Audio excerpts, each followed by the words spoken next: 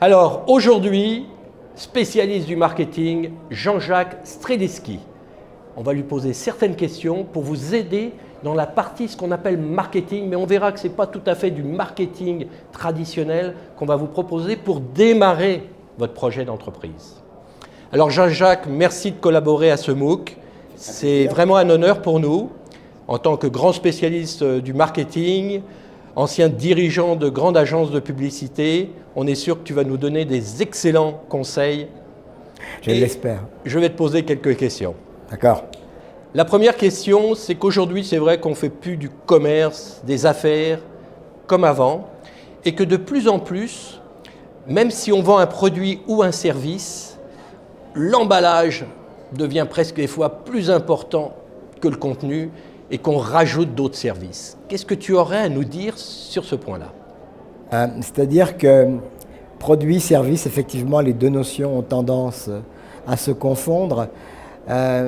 Sur une troisième notion que je vais appeler probablement l'expérience, on y viendra peut-être un peu plus tard. D'accord. Mais effectivement, il faut que le produit ou le service qu'on vend, il y ait une valeur ajoutée, et c'est de cette valeur ajoutée dont tu parles expressément.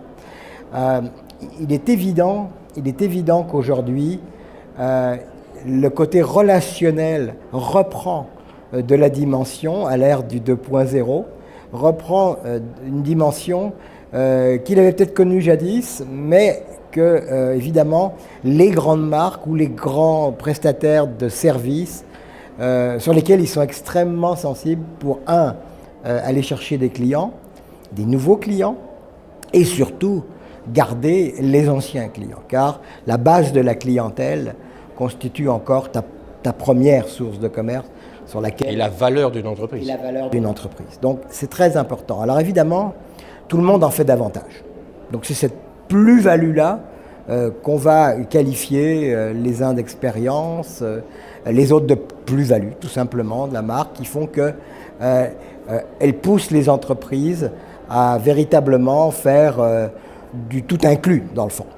Donc, à la fois le produit, mais avec le produit viendra les garanties, les services, la relation au service qu'on appelait jadis le service après-vente, mais qui va beaucoup plus loin, où on te relance très souvent. Alors évidemment, c'est très visible dans le domaine de l'automobile ou de la concession automobile, ou dans le domaine du commerce de détail, où là, on voit bien qu'on fait des efforts beaucoup plus grands que ceux qu'on n'avait jamais fait pour aller développer et garder la clientèle. Et rien n'est défini et figé, il faut tout le temps, et c'est là que des fois le mot innovation, c'est une perpétuelle innovation, de toujours en rajouter une couche, et c'est pas qu'on a trouvé le miracle et puis de dire ça y est. Oui, effectivement, puis il y a aussi que la concurrence est beaucoup plus féroce qu'elle était jadis. Les marchés sont plus chers à chercher, ils sont plus grands. Donc, il faut véritablement faire de gros efforts là pour et la concurrence vient de se partout distinguer. aussi. Et la concurrence vient de partout. Elle est sans loi. Les prix, maintenant, c'est un petit peu n'importe quoi. On redevient parce qu'on a beau légaliser, réglementer les marchés. Il y a des marchés qui sont à l'extérieur, il y a des productions qui sont à l'extérieur et qui cassent les prix nécessairement pour évidemment aller chercher les clientèles. Donc les concurrences viennent de partout. Donc tu es véritablement contraint à te garder très très proche de ton client.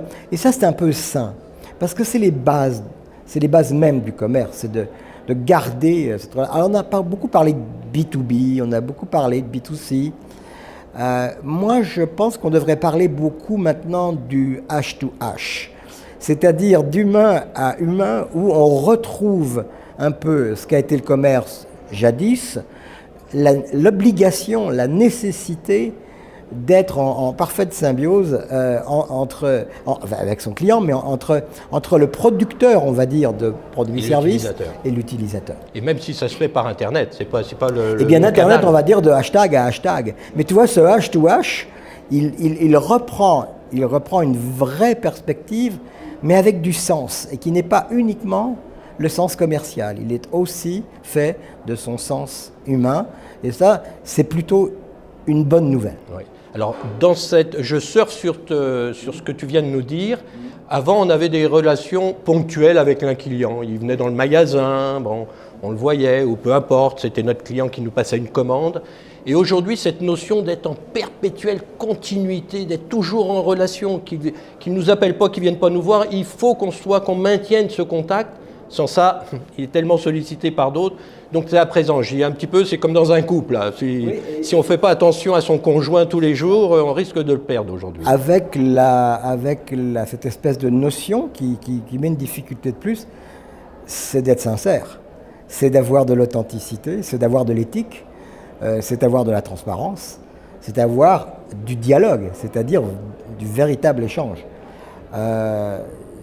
Ça n'est pas étonnant dans le commerce ancien, mais effectivement avec le filtre de ce qu'on appelle entre guillemets le marketing à qui on voue à la fois des vertus et bien des péchés, mais en réalité c'est plutôt, moi je le vois plutôt d'une façon optimiste, de voir que justement ce marketing qui entre nous soit dit s'impose un peu comme la science du commerce, eh bien se déface un peu de son formalisme scientifique pour aller vers justement des notions beaucoup plus humaines, beaucoup plus basiques d'échange, de service, de confiance qui doit s'établir entre un client et un marchand, on va dire, disons ça comme ça. Et j'aime dire aux porteurs de projets, je dis surtout au début quand vous démarrez, vous allez avoir peut-être un peu plus de temps pour donner ce temps à votre client de l'appeler le lendemain, d'aller le voir de façon continuelle, que peut-être après vous aurez un petit peu moins de temps, vous engagerez du monde. Dans le cas des jeunes entreprises, c'est même une très belle opportunité que le jeune entrepreneur a de bien observer son propre terrain. Parce que oui, les études sont fiables, oui, on a toutes les données qu'il faut. Aujourd'hui, avec le entre guillemets big data, on peut tout savoir. Respirons par le nez, comme on dit ici au Québec, de dire attention, observons, faisons de l'écoute fine, regardons les comportements, faisons des expériences, dialoguons en réel avec les consommateurs, avec les clients, et vous allez voir que là, le jeune entrepreneur, lui, doit prendre ce temps-là, parce que ce temps-là va lui donner des informations autrement plus précise et cohérente et pertinente de son consommateur parce qu'il les aura incarnées. Et le mot, il est là. Il faut incarner l'expérience du commerce pour pouvoir l'ériger en autre chose ou en système. Et certaines personnes même en entrepreneuriat parlent presque d'anthropologie, là, tu sais, de regarder à la loupe notre clientèle, notre marché, d'être présent terrain et tout. Mais il est certain que les anthropologues se régalent en ce moment parce que justement, on est en train de non plus contester ce qu'a été le commerce, ou la vente, on va dire, parce qu'il y a une déformation là, exact, mais au contraire de regarder ça avec une loupe quasiment à la fois historique et culturelle, pour voir quelles sont les structures anthropologiques, on va dire, du commerce antique, et comment finalement les civilisations se sont développés sur les routes du commerce. Donc, chemin à la fois commercial, chemin culturel, chemin politique, évidemment chemin spirituel, mais on voit bien que tout ça, c'est la construction de ces grandes routes qui a amené à ce que le commerce est aujourd'hui. Et puis le commerce, les anthropologues se régalent aussi, les historiens, parce qu'ils savent fort bien que le commerce est un facteur de pacification. Ce n'est pas un facteur il y a des rivalités de marché, mais on sait bien que quand les hommes font commerce, ils ne font pas la guerre. Ils ne font pas la guerre. Donc c'est une façon de revoir, de revisiter les bases d'un commerce civilisateur. Troisième partie, et notre MOOC est basé un petit peu là-dessus, sur l'analyse du besoin, comme j'aime le dire. C'est souvent ça la base d'un démarrage d'entreprise. Mais aujourd'hui, ça va encore plus loin. C'est-à-dire, ce n'est pas simplement de satisfaire, de combler ce fameux besoin, c'est d'anticiper, comme tout va très vite, c'est d'anticiper même le futur besoin de notre fameux client, qu'on est là tous les matins en train de regarder son évolution, sa mutation. Est-ce que tu crois effectivement qu'on peut anticiper comme ça le besoin de nos clients? Alors, je crois surtout qu'on puisse Premièrement, il faut avoir la discipline de définir cette notion de besoin. En réalité, dans les marchés occidentaux, dans les marchés, on va dire, riches, cette notion de besoin n'existe en réalité plus. On travaille sur des notions de désir, des notions d'envie. Donc, le travail que nous faisons, c'est en réalité d'aller stimuler le désir des consommateurs ou des futurs consommateurs. Il faut avoir une certaine éthique, il faut garder un certain champ très propre, justement, dans ces notions d'observation et d'échange. Alors, cette notion d'observation est elle-même basée sur une autre dimension qui s'appelle la dimension de l'insight. Alors, toi, tu appelles anticipation du besoin, mais en fond, dans l'insight, il y a aussi ce que j'aime, cette notion du vécu du consommateur. Comment vit-il? Comment se comporte-t-il? Comment désire-t-il la consommation? Et quel type de langage il emploie, il utilise pour se légitimer. C'est-à-dire qu'ultimement, l'achat aujourd'hui, par l'envie, n'est pas un péché, là, comme on peut dire, mais au contraire est une forme d'autosatisfaction, se gratifier soi-même et de légitimation du soir en disant « Ah ben tiens, j'ai acheté tel truc et je vais en parler autour de moi et ça me fait du bien. » Mais il est vrai que l'acte de l'achat, qui lui répond peut-être à besoin, désir, envie, etc., eh bien, il est extrêmement gratifiant pour les consommateurs. C'est difficile à avouer ça. Ça, c'est difficile à avouer. Mais les gens de marketing savent très très bien ça. Alors toi, cette notion de besoin, elle évolue tranquillement à telle enseigne que les grands manufacturiers, eux, transforment leurs produits non plus pour répondre à des besoins, mais pour répondre à des désirs. On a vu les manufacturiers automobiles ressusciter la Beetle, qui était sur des modes nostalgiques. Hein. On a vu la Mini reprendre tout, on a vu la petite Fiat, aujourd'hui la Fiat 500. On voit bien que sur des envies de nostalgie et de mode et de trend qui n'ont plus rien à voir avec le transport automobile, hein, eh bien, on a fabriqué des gammes. On voit bien que l'émergence de ces gros pick-up, là, etc., qu'est-ce que c'est en réalité qu'une façon de rejoindre les petits garçons qui jouaient avec leurs gros camions. Et on voit bien que là, il y a une espèce de légitimation du soi dans cet acte-là, mais qui transforme véritablement la fabrication. Un téléphone cellulaire ne sert plus à appeler, absolument plus, surtout chez les jeunes, mais on est obligé d'en avoir un. Donc il y a là une espèce de transformation de cette notion du besoin à j'ai envie et puis je le veux maintenant, qui est évidemment évidente. Alors est-ce que tu crois que le marketing est passé du marketing rationnel, peut-être de ce besoin que tu me disais, oui. à un marketing émotionnel? Totalement. Totalement. Là tu mets vraiment le doigt dessus. On est dans le domaine de l'émotionnel et dans le domaine du relationnel. Et donc qui est difficile à détecter, parce qu'on travaille avec des choses psychologiques dans l'émotionnel que le rationnel. C'est difficile à détecter. Oui et non.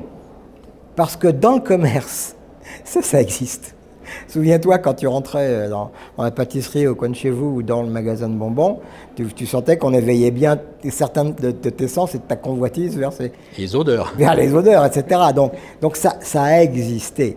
Maintenant, t'en fais pas, les pâtissiers n'étaient pas fous et ils savaient très très bien comment faire leur vitrine et comment aussi attirer. Donc en réalité, on devient tous des magasins de bonbons et de chocolat pour pouvoir attirer la convoitise des consommateurs. Donc c'est quelque chose qui existait déjà, mais qu'on a évidemment amplifié de façon très très importante. Et aussi,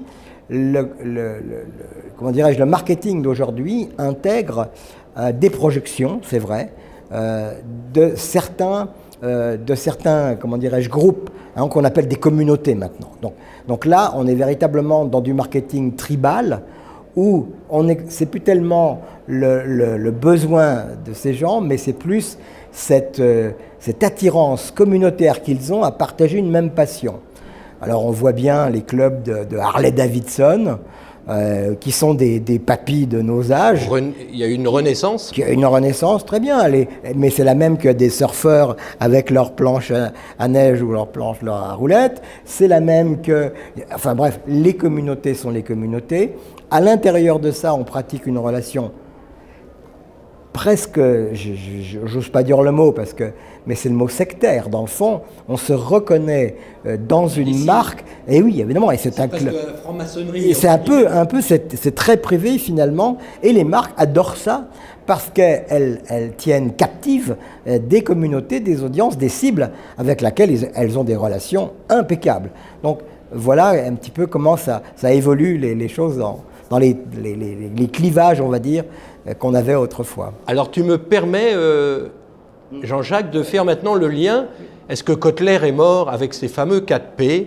Et effectivement, aujourd'hui, on parle peut-être plus de 4P. Nous sommes en 2015. On parle plus de 4P, on parle de fameux 4E. Et on commence par ce premier E qui était en fait, avant on parlait d'un produit. Pour faire le lien, aujourd'hui, notre premier E, qu'on parle d'expérience. Et c'est ce qu'on disait tout à l'heure un petit peu, là. Donc c'est beaucoup plus complexe que simplement le produit ou le service qu'on livrait. C'est toute une expérience. Donc sur ce premier E. Alors tout d'abord, rendons à McCarthy ce qui n'est pas à Kotler. Donc les 4P sont de McCarthy. Mais alors effectivement, on ne peut pas penser les 4 E sans évoquer les 4P. Alors soyons justes. Les 4 E n'évacuent pas les 4P. Okay, il ne s'agit pas de dire rideau, on passe à autre chose. Il y a un marketing traditionnel, il y a des marques, il y a des produits, il y a du commerce qui fondamentalement se doit encore de respecter ce qu'on appelle dans les 4P le fameux marketing mix, c'est-à-dire un équilibre entre ces quatre notions. Ces quatre notions. La première étant, comme tu l'as évoqué, le premier P, le P du produit, okay, si important puisqu'il est lui-même, comment dirais-je, le produit, c'est véritablement la première expression du métier. Donc ce produit-là devient l'expérience du produit-là quand on passe en mode 2.0. C'est-à-dire aujourd'hui, tout le monde va sur Internet avant d'acheter un voyage, un billet d'avion, un hôtel, des vêtements, une voiture, enfin, là. Aujourd'hui, la consommation se programme par soi-même. C'est-à-dire que de nous-mêmes, nous enclenchons un premier processus d'auto-légitimation, comme je disais, qui consiste à se vendre quelque chose de soi-même. Nous sommes notre propre vendeur. Et nous nous vendons la future expérience d'un produit. Voilà. Alors donc, si je fais un voyage, eh bien, je vais aller voir les hôtels, les chambres, les salles de bain, le sauna, la plage, etc. Donc, ce faisant, je commence à me convaincre moi-même. Si je veux m'acheter une voiture, je vais sur le logiciel qui te permet de construire ta propre voiture, les équipements, bref, on se projette déjà un peu dans ce véhicule, en se disant, bon, c'est juste un jeu, c'est anodin. Pas du tout, c'est très important. Et on nous repère de toute façon. Et on nous repère, absolument. On va nous envoyer. Oui, on va nous envoyer, monsieur, vous avez besoin d'aide.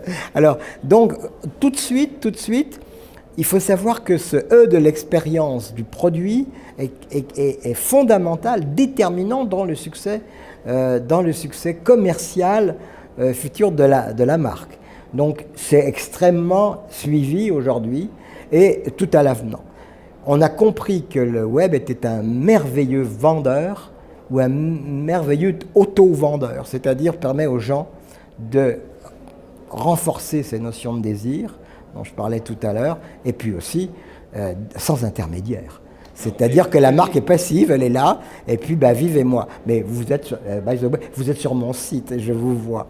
Et le coût est peu pour celui qui fait l'offre, en fait, en étant sur Internet, et il fait vivre déjà un petit peu l'expérience au client. Et alors, Jean-Jacques, on passe au deuxième E, qui était le prix. Parce que par rapport à ce produit, il fallait bien un prix, malgré qu'aujourd'hui, on vit dans le freemium, donc tout est gratuit en partant, et après on raffine. Bon. Et avec cette théorie donc des 4 E, on est dans l'échange. Et comme j'aime dire souvent aux porteurs de projets, vous savez, un produit en soi, il vaut rien. un steak pour un végétarien, ça vaut rien. Alors je prends souvent l'exemple alors évidemment c'est c'est ce P de prix qui devient le prix de l'échange. Et dans le prix de l'échange, on revient, là encore dans le commerce, à des notions très proximes de troc. Hein. Donc, l'homme des cavernes. Et l'homme des cavernes. Et qu'est-ce que. Et alors, quand on voit bien que l'ensemble des manufacturiers, des grandes firmes, des entreprises, en particulier les entreprises de détail, sont tout à fait prêtes à jouer ce jeu-là. Donc, il n'y a plus personne qui paie le même prix. Il suffit que tu prennes l'avion. Hein. Si tu prends l'avion pour aller à Paris, toi qui vas régulièrement, eh bien, dans l'avion, personne, ou presque, n'a payé le même prix son billet. Et pourtant, on part en même temps. On part en même temps, on arrive en même temps quand l'avion ne se crache pas. Alors donc, on voit bien qu'il y a quelque chose qui est complètement anormal. Alors évidemment, les gens vont me dire, oui, si vous l'avez réservé bien avant, si telle période, etc. Mais ça, j'y crois plus ou moins, parce que comme aujourd'hui, on peut faire sa carte d'embarquement la veille, on voit bien qu'on dirait que tous les sièges se remettent en vente libre, et si tu es le premier à faire ta réservation, à prendre ta carte d'embarquement 30 heures avant le vol, tu as un bien meilleur siège. Alors, j'y crois plus ou moins. L'important, on a bien compris que de la part du vendeur de tickets, c'est de remplir l'avion. Ok, lui, c'est ce qu'il lui. Parce qu'une place vide au départ, il ne pourra jamais la revendre. Exactement, exactement. Donc, il y a des jeunes qui, pour aller à Paris, paient $50 parce qu'ils ont attendu que 3 avions partent, et puis ils ont le sac à dos, puis ils attendent dans l'aéroport, et puis à un moment donné, il y a une place, ils la prennent. Eux paient $50. Et puis, il y a quelqu'un très bien en avant qui a payé $10 000 pour aller à Paris. Alors, on voit bien que ces notions, que j'appelle les notions d'échange, c'est vrai, parce qu'il y a des sacrifices à faire quand même pour payer moins cher, mais ce sont des notions qui sont tout à fait réelles, Et c'est vrai avec l'univers des voyages, c'est vrai que les automobiles, on peut extrêmement marchander son automobile aujourd'hui. Il se trouve que les consommateurs connaissent mieux les programmes de vente des automobiles que les propres vendeurs eux-mêmes dans les showrooms. Alors, des fois, parfois. Alors, non, il y a des gens, on est rendu dans le consomme expert, là, on est rendu dans l'expert consommateur, et il y a des gens qui arrivent à faire de très très bonnes affaires, sachant ça. Et puis, évidemment, il y a tous les groupons de ce monde, des gens qui font des groupements d'achat, etc. Donc, dire qu'un produit vaut ce prix aujourd'hui, ça n'a plus de réalité dans le domaine du e-commerce, ça n'a plus aucune réalité. Et alors que les lois oblige encore à mettre des étiquettes. Et pour moi, c'est une aberration. On va retrouver sur ce fameux marché où quand on arrivait au marché, il n'y avait pas de prix.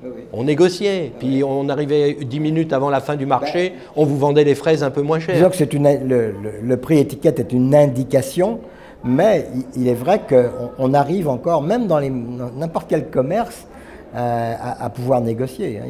Il y a ces pouvoirs de négociation.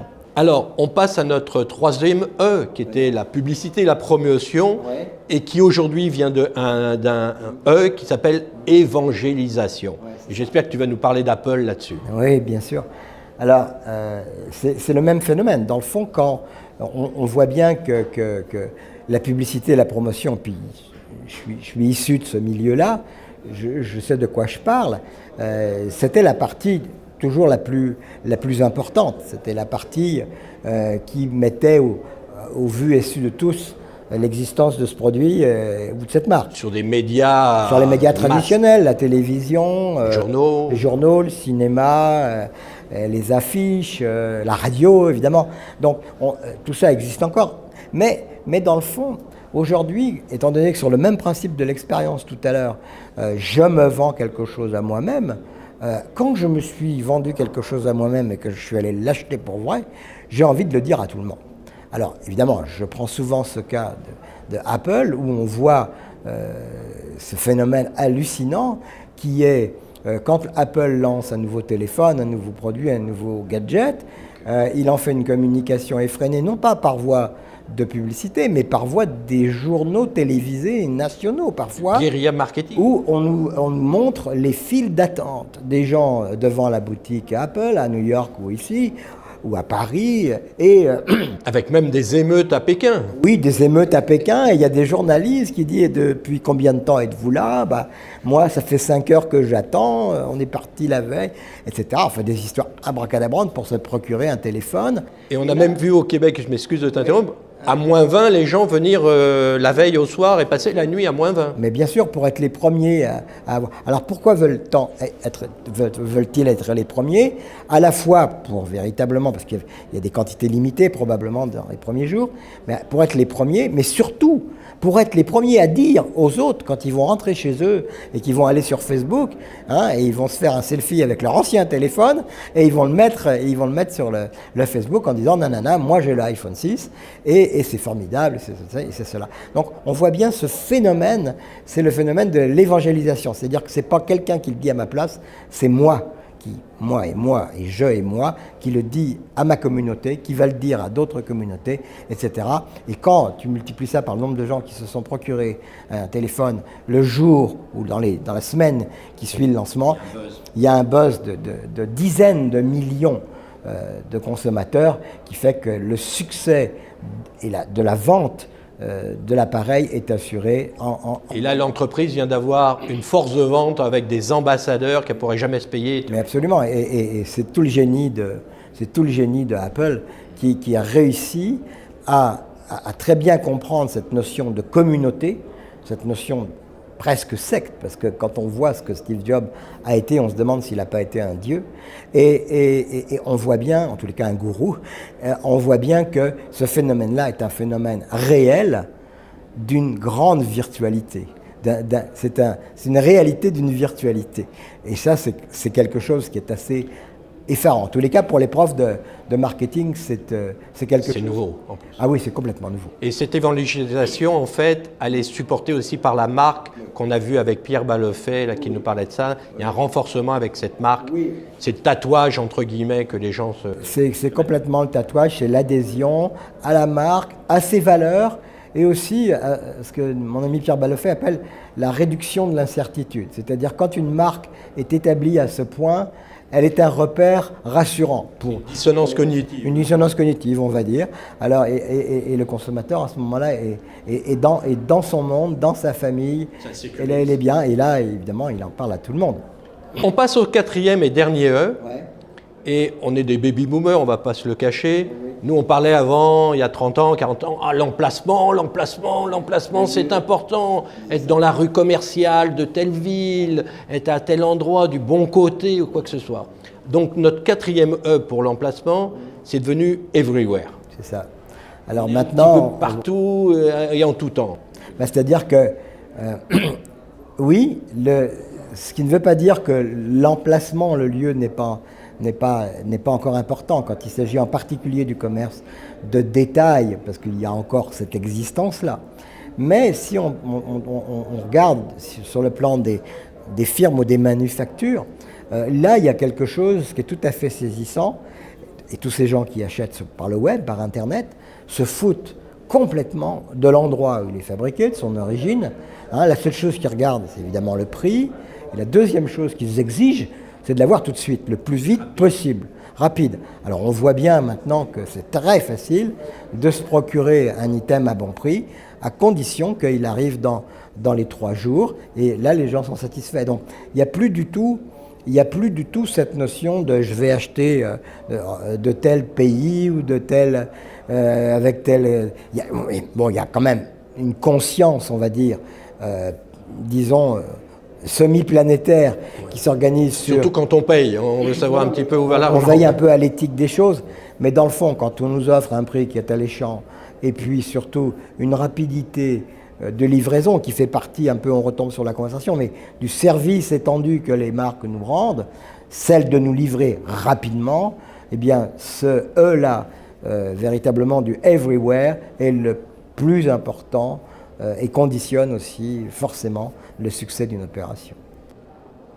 Alors Jean-Jacques, pour terminer, si tu avais à conseiller un jeune entrepreneur, quand je dis jeune, dans le sens quelqu'un qui se lance pour la première fois ou quoi, au niveau de tous ces aspects-là, quels seraient tes conseils que tu pourrais lui octroyer? Alors, je me suis fait un petit barème comme ça, parce que tout le monde a ses marottes, ou ses trucs, on va dire, des raccourcis. Et je rencontre très souvent des jeunes entrepreneurs parce que je fais partie d'un groupe de chercheurs un pôle qui travaille au niveau de l'innovation et de la créativité. Donc c'est très souvent qu'on rencontre des jeunes entrepreneurs. Et en fait, moi, je leur dis 3 choses. Je leur dis, la première chose que vous avez à contrôler, c'est véritablement votre aptitude. C'est-à-dire, quel est votre métier? Qu'est-ce que vous faites? Ne me dites pas que vous faites des affaires, ça ne tient pas la route. Là, ils me disent, comment ça? Je dis, si vous êtes plombier, je sais quel métier vous faites. Si vous êtes boulanger, je sais que vous faites du pain. Si vous êtes médecin, je sais que vous occupez des patients. Et vous me dites, homme d'affaires, femme d'affaires, vous faites de l'argent? Non, c'est pas bien. On ne peut pas dire ça. Il faut d'abord se concentrer sur son propre métier. Mais ce métier-là, ça veut dire quoi? Ça veut dire le faire à la perfection. Un peu comme Stradivarius faisait des violons. Il est mort en 1737. Et c'est encore la marque de violon qui sort en premier quand on fait un test sur les marques de violons. Et le prix de ces violons est pas mal élevé. Le prix de ces violons est même plus achetable par les violonistes eux-mêmes. Ce sont des fondations qui les achètent et qui les prêtent à des violonistes, à des grands interprètes. Alors, cette histoire est merveilleuse, mais elles disent une chose formidable. Elles disent, soyez votre propre artisan. Faites votre métier. Donc, définissez votre métier et faites-le bien. Et faites-le le mieux que vous pouvez, parce que c'est ce métier-là qui va vous distinguer. Et être entrepreneur, c'est un métier. Être entrepreneur, c'est un métier. La deuxième chose, c'est de dire, et ça c'est le premier A, c'est le A de l'aptitude. Moi j'ai 3 A. Le deuxième A, c'est le A de l'attitude. Quelle est votre attitude? Vous parlez des affaires, alors c'est quoi votre attitude? Alors l'attitude, c'est un petit peu aujourd'hui cette qualité qu'on a à l'empathie, dans le fond. À l'empathie envers ses propres employés, envers ses clients, envers sa communauté. Et même ses fournisseurs. Ses fournisseurs, ses concurrents. Cette espèce comment dirais-je, de co-fabrication, on appelle ça un patchwork, nous. Oui, un peu. Mais aujourd'hui, on utilise beaucoup ce terme de co. Alors, de co-création, etc. Donc, c'est votre capacité à l'empathie avec des milieux qui ne sont probablement pas toujours les plus naturels. C'est très important aujourd'hui parce qu'avec le phénomène justement des nouvelles plateformes, nouvelles technologies, c'est ce que ça met en évidence. Et si vous n'êtes pas empathique, vous risquez de vous le prendre dans le nez assez rapidement. De vous retrouver seul. Ou de vous retrouver seul et de vous isoler, absolument, absolument. Et je conseille des fois, moi, à mes porteurs de projets, je dis, allez voir vos concurrents. Oui, bien sûr. C'est fini cette histoire de dire, c'est mon concurrent, c'est mon ennemi, il faut que je l'abatte, au contraire. Non, au contraire, vous avez ensemble une maîtrise des métiers qui est tout à fait intéressante et globalement, on fait tous à peu près la même chose, même les professeurs disent les mêmes choses. Alors ça, c'est le A de l'attitude, c'est-à-dire cette attitude d'ouverture. Le troisième, il est très important parce que dans le day-to-day, qui est dur, le day-to-day d'une entreprise, c'est une réalité difficile. C'est la réalité des comptes, c'est la réalité de la livraison, c'est de la production, de la gestion, à la fois des dossiers, mais de la gestion personnelle, etc. Donc il y a un côté besogneux là-dedans. Et là, il faut avoir ce A de l'altitude. L'altitude, pour un patron, c'est très important. D'abord, pour qu'il ne perde pas le cap lui-même. D'accord? Quand on fait du vélo, on ne regarde pas ses pédales, on regarde devant, mais surtout le patron doit aussi donner l'exemple. C'est-à-dire qu'il doit donner de l'altitude avec ceux qu'il fait travailler. Donc il faut mettre un peu une dimension, sans être utopiste, mais il y a une dimension du rêve là-dedans. Tous les patrons ont un rêve. Tous les grands, les gens de branding ou de marketing, d'entrepreneurs, ils sont animés par quelque chose qui est un rêve dans le fond. The sky is the limit. The sky is the limit, et puis c'est pas tant le rêve de réussir, c'est le rêve justement d'aboutir à quelque chose, de faire sa marque, de laisser des traces. De construire. De construire. Donc c'est tout à fait sain, c'est tout à fait bon cette motivation-là. Et jamais, même dans les périodes les plus difficiles, perdre cette notion de l'altitude, c'est-à-dire voler plus haut. Cette capacité qu'on a encore de se dire, mais dans le fond, on va y arriver. Et ça, c'est peut-être ce troisième A qui never give up, qui te dit, allez, lâche pas. C'est tous les jours qu'il faut le faire parce que tu sais qu'à l'autre bout, il y a ça, et c'est ça, c'est la persévérance. Alors ça, je crois que moi, c'est mes 3 à moi. Et quand je vois des jeunes entrepreneurs qui sont courageux, qui travaillent fort, qui en arrachent même par bout, parce que aller voir les banquiers, etc., c'est pas toujours simple. Il faut être convaincant et convaincu. Enfin bref, c'est quelque chose de difficile. Et faire des affaires aujourd'hui, c'est quelque chose de plus difficile que ça n'a jamais été. Alors pour citer Yvan Gattaz, que je rencontrais encore il y a quelques jours, il dit « N'oubliez pas, dans Start-up, il y a le mot up ». Hop, c'est bon, c'est excellent. Voilà une belle conclusion. Alors Jean-Jacques, je te remercie pour tous ces conseils et au plaisir de se revoir. D'accord, Merci. à bientôt. Merci Claude.